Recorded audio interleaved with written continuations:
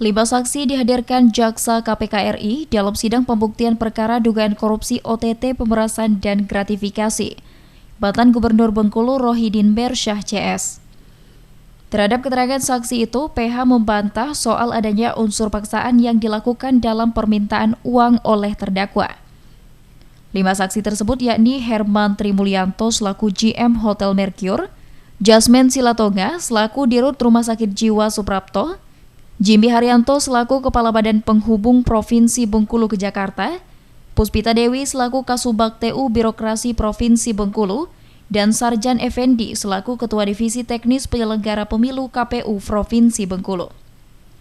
Dalam keterangannya, Herman selaku GM Hotel Mercure mengatakan memang ada pegawai Pemprov melakukan check-in di salah satu kamar di Mercure dan membayar.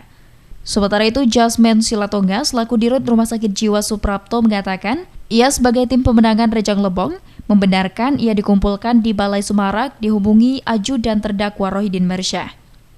Selain itu diminta diberikan bantuan sebanyak 30% atau 2,6 miliar rupiah.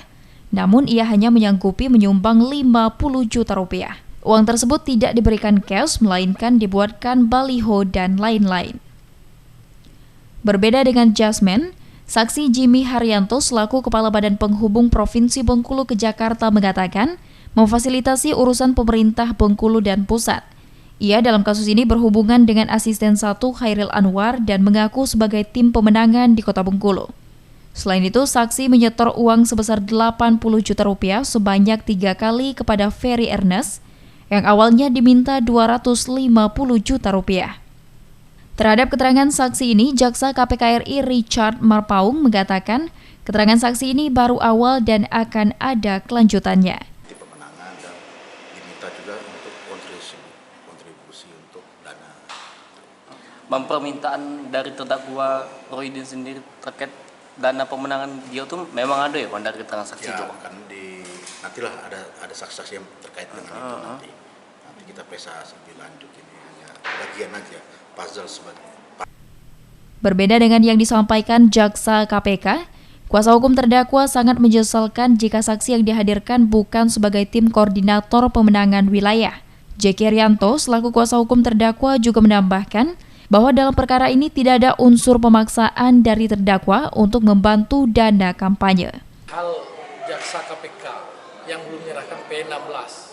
Salah satu jaksa KPK yang belum menyerahkan P16 dengan majelis hakim, akhirnya ditegur oleh majelis hakim. Itu yang catatan pertama. Kedua, perihal saksi-saksi.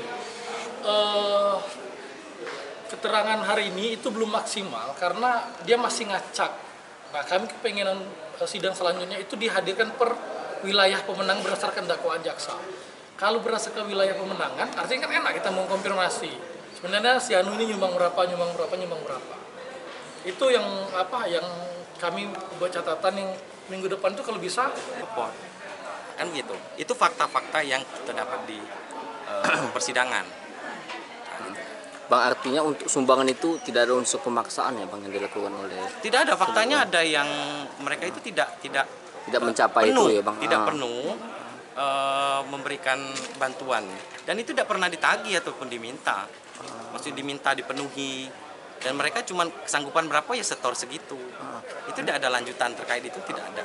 Dan itu dana pribadi masing-masing mereka ya Bang, bukan ASN ya Bang itu ya Bang. Menurut keterangan mereka tadi kan ya uang dari keluarga mereka. Sidang selanjutnya dengan agenda pemeriksaan saksi dijadwalkan tanggal 7 Mei 2025 mendatang.